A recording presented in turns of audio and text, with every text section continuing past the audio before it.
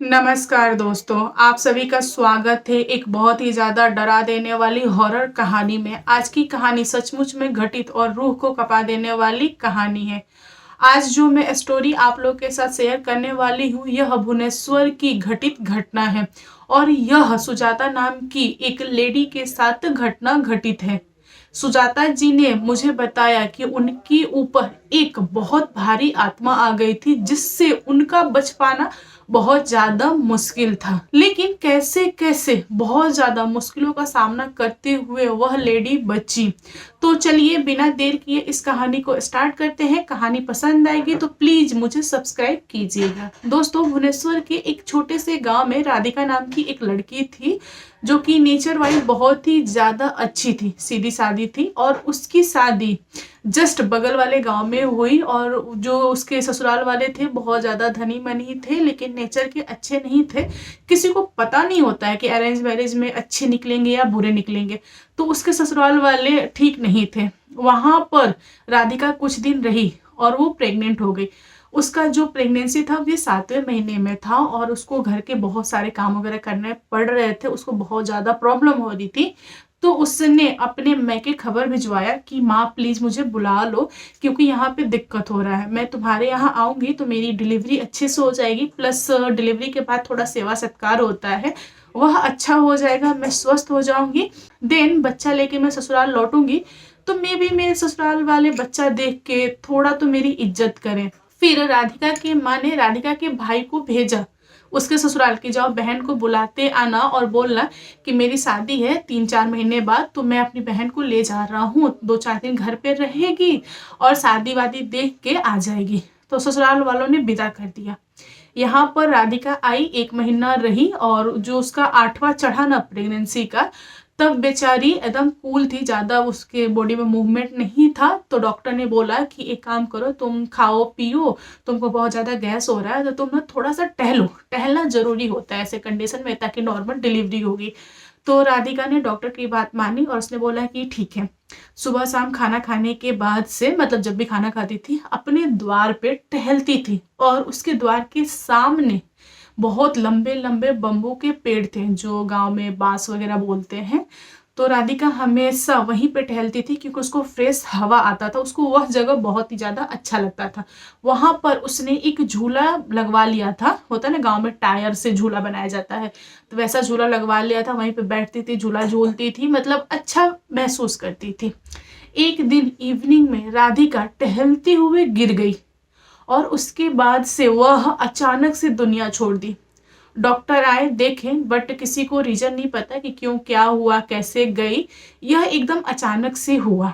अब घर में रोना पीटना बहुत ज़्यादा चालू हो गया और जब राधिका के ससुराल वालों को पता चला तो उन लोगों ने पूरा का पूरा ब्लेम मैके वालों पे डाल दिया कि तुम्हारी वजह से हुआ है, तुम लोग अगर नहीं बुलाते तो मेरी बहू के साथ ऐसा वैसा नहीं होता। कैसो कैसो ये मैटर खत्म हुआ। अब राधिका के भाई की जो शादी थी वह टल गई कुछ महीनों आगे के लिए, क्योंकि जिस घर में तुरंत का कांड हुआ होता है, मतलब कोई डेथ कर जाता है, तो शादी का जो फंक्शन होता है ना, कम से कम 1.25 साल के लिए टल जाता है। फिर शादी का टाइम आया तो जितने भी रिलेटिव होते हैं शादी वाले घर में पहुंचते हैं। तो राधिका की बुआ वो भी आई थी और बुआ के ससुराल से कुछ लोग आए थे, जैसे कि राधिका के बुआ की देवरानी भी आई थी, जिनका नाम सुजाता था। तो सुजाता जी जब पहुंची शादी में तो उनको काफ़ी अच्छा लग रहा था, वह बहुत ज़्यादा इंजॉय कर रही थी शादी, क्योंकि जो शादी थी ना वो गाँव की शादी थी और सुजाता जी ने कभी भी गाँव की शादी नहीं देखी थी। सुजाता जी को जब पता चला राधिका के बारे में तो उनको बहुत ही बुरा लगा। वे भी सोच रही थी कि बताओ दुनिया में क्या क्या होता है, बेचारी इतनी अच्छी लेडी बिना रीजन का दुनिया छोड़ती, मतलब उन्होंने बहुत ज़्यादा दुख जताया। घर में बहुत सारे फंक्शन चल रहे थे, ये काफ़ी ज़्यादा इंजॉय कर रही थी। और सुजाता जी को एक समस्या थी कि वे बाथरूम सुबह शाम नहीं जाती थी। उनको जब ऐसे प्रेशर लगता था तभी वे बाथरूम के लिए यानी पोटी के लिए बाहर जाती थी। लेकिन गांव में समस्या ये होती है कि सबके घर में लैट्रिन नहीं बना होता है, तो उनके यहाँ भी नहीं था। सुबह में भी लोग उनको जगाते थे, तो उनको शहर की आदत थी, वो सुबह उठती नहीं थी जल्दी। जब उठती थी तब चारों तरफ रोशनी हो जाती थी, तो उनको बाथरूम जाने में बहुत प्रॉब्लम होता था। दोस्तों एक दिन की बात है, इवनिंग में बहुत सारी औरतें आई सुजाता जी के पास और बोली कि देखिए मैडम, आप सुबह भी बाथरूम नहीं गई थी, आप चलिए वरना आपको रात में प्रेशर आ जाएगा। तो उन्होंने बोला कि नहीं मुझे नहीं जाना। तो वो लोग बोले कि नहीं आप चलिएगा तो धीरे धीरे आदत हो जाएगी। इन्होंने सबको मना कर दिया कि नहीं हमको जाना ही नहीं है।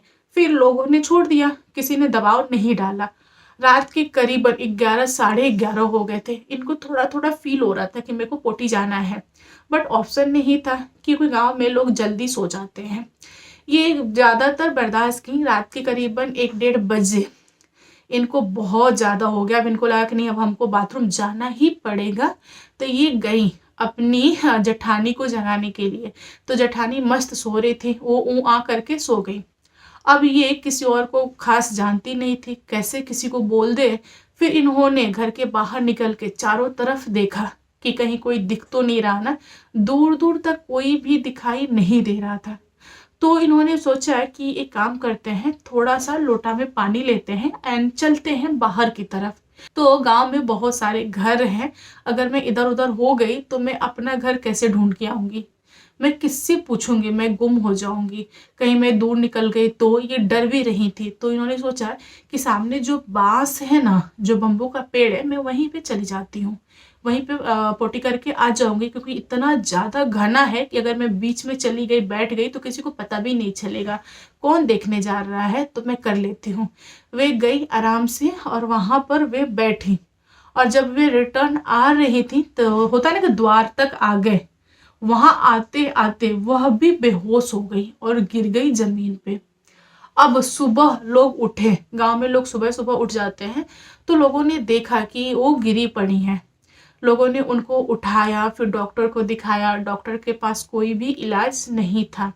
जब वे होश में आई तो पागलों की तरह हरकतें कर रही थी। वे खाना मांग रही थी, वो भी वो चीजें मांग रही थी जो कि उनको कभी भी पसंद नहीं था। उनकी जेठानी बोल रही थी कि तुम ऐसे क्यों बिहेव कर रही हो, लेकिन इनके पास जवाब ही नहीं था। सुजाता जी किसी का भी कहना नहीं मान रही थी। ये पूरी की पूरी हरकतें राधिका की तरह करने लगी। घर वालों को शक हुआ कि राधिका कैसे आ गई। राधिका जो जो चीजें मांगती थी ये कैसे मांग रही है। राधिका बहुत सारी चीजें हम लोग के साथ शेयर करती थी, इनको कैसे पता।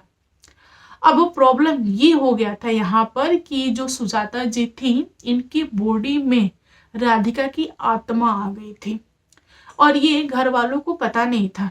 फिर घर वालों ने 1-2 दिन तक इनकी हरकतों पे ध्यान दिया। जब इनकी हरकतें ज्यादा होने लगी तब घर वालों को चिंता बढ़ी। फिर घर वालों ने बोला कि कुछ तो गड़बड़ है, हो सकता हो इसके ऊपर कोई आत्मा वगैरह आ गया हो, तो क्यों ना इसको दिखाया जाए। तो गांव में ही एक छोटे मोटे तांत्रिक थे, उनको बुलाया गया। जब वे आए तो उन्होंने बोला कि नहीं इसको हम नहीं देख पाएंगे क्योंकि ये मेरे बस की बात नहीं है। इसके अंदर एक बहुत ही भारी आत्मा आ गई है जो कि मेरे कंट्रोल की बाहर है। तो आप एक दूसरे तांत्रिक को बुलाइए, उनका मैं एड्रेस दे देता हूँ। तो बड़े तांत्रिक को बुलाया गया जो कि अच्छा खासा जानकार था। उसने सुजाता जी को ऐसे चक्र में बैठाया और सवाल किया कि तुम कौन हो, कहाँ से आई, क्यों पकड़ा, क्या गलती किया है सुजाता जी ने। तब सुजाता जी के जो बॉडी में आत्मा थी वह बताई कि देखिए मैं बहुत टाइम से, करीबन 1 साल हो गया, मैं यहीं पे रहती हूँ, ये मेरा घर है। ये जो आप बांसवाड़ देख रहे हो, जो बम्बू के पेड़ है, ये मेरा घर है। ये जो झूला है मैं इस पे झूलती हूँ। और इन्होंने क्या किया, वहां पे जाके पोटी कर दिया। अब किसी के घर में जाके कोई पोटी करेगा तो बहुत ही गंदी बात है ना। तो मुझे गुस्सा आया और मैंने इनको पकड़ लिया। तब जाके घर वाले और गांव वालों को पता चला कि जो राधिका थी वह दुनिया तो छोड़ गई, बट उसकी जो आत्मा थी वो भटक रही थी। और यह बात घर वाले और गांव वालों को नहीं पता था कि राधिका की आत्मा है, क्योंकि उसने कभी भी किसी को नुकसान नहीं पहुंचाया। वह चुपचाप सब कुछ देखती थी। लेकिन सुजाता जी से एक छोटी सी मिस्टेक हो गई थी, उसकी वजह से उसने उनके बॉडी में अपना घर बना लिया।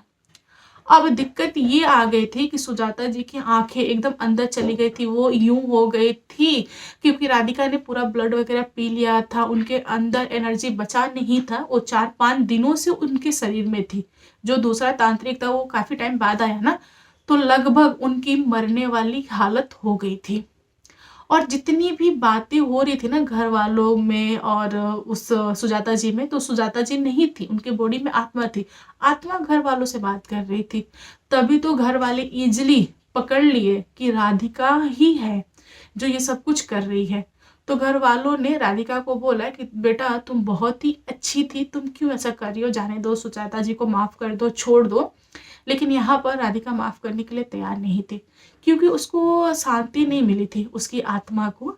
फिर तांत्रिक ने बहुत ही मुश्किल से दोनों को अलग किया, मीन्स सुजाता जी के शरीर को अलग किया और आत्मा को बाहर निकाला।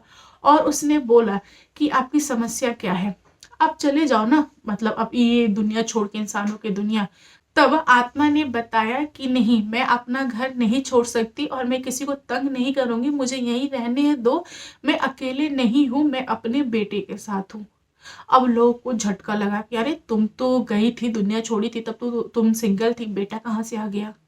तब उसने बताया कि ऐसा नहीं है कि अगर मैं चली गई, आप लोगों ने मुझे हटा दिया, मीन्स जला वला दिया, तो मेरा बच्चा नहीं होगा। मेरे पेट में मेरा बच्चा था, मेरा बच्चा मेरे साथ गया और कुछ महीनों बाद उसकी डिलीवरी हुई। बहुत ही प्यारा है, काफ़ी क्यूट है, काफ़ी अच्छा है। राधिका ने अपने बेटे के बारे में बहुत कुछ बताया, लेकिन राधिका की बच्चा और राधिका दोनों किसी को भी दिखाई नहीं दे रही थी। जब तक सुजाता जी के बॉडी में थी तब तक उनकी, सुजाता जी की बॉडी ही दिखाई दे रही थी, बस आवाज़ जो थी ना वह राधिका की थी और उसकी हरकतें भी राधिका की थी। तो घर वालों ने बहुत ही प्यार से राधिका को मनाया। घर वाले रो रहे थे क्योंकि इतने दिनों बाद जब अपनी बेटी की आवाज़ सुनी तो नॉर्मल सी बात है, सब रोएंगे। राधिका की भाई बहुत ज़्यादा रोया सुजाता जी को गले लगा के। उसको ऐसा लगा ना कि मेरी बहन है जो मुझसे बात कर रही है। तो बहन ने, यानी राधिका ने, बहुत ज़्यादा बधाइयाँ वगैरह दिया और बोली कि मैं हमेशा आप लोग को देखती हूँ, आप लोग खुश हो, अच्छे हो, मुझे अच्छा लगता है। तो यहाँ पर तांत्रिक ने पूछा कि तुम मेरे साथ चलोगी या मैं तुम्हें यहाँ पर एक जगह पे स्थान दे दूँ। तो राधिका ने बोला कि ठीक है, आप मुझे स्थान दे दीजिए, मुझे क्यों लेके जाइएगा, मैं किसी को परेशान नहीं करूँगी और सबको बता दीजिए कि कोई भी मेरे घर में आके ऐसी हरकतें ना करे, जो हरकत करेगा मैं उसी को पकड़ूंगी। तो ये जो बात थी ना पूरे गांव वालों को पता चल गया। तो उस दिन के बाद से गांव वाले कभी भी वहाँ, मतलब उस इलाका में, उस एरिया में टॉयलेट वगैरह नहीं करते थे। उस दिन के बाद से सारी की सारी चीज़ें नॉर्मल रही। और जब सुजाता जी होश में आई तब उनको ये सारी चीजें पता लगी। उनकी जो धड़कन थी ना काफी ज्यादा बढ़ गई थी। उन्होंने जब खुद को शीशा में देखा तो वे पहचान नहीं पा रही थी कि ये वही है। उनको चीजें याद नहीं थी क्योंकि उनकी बॉडी के ऊपर किसी और का कब्जा था। कुछ लोगों ने वीडियो वगैरह निकाले थे जब वे हरकतें वैसे वैसे कर रही थी, तब उन्होंने देखा और खुद को देखने के बाद से वह बहुत डरी।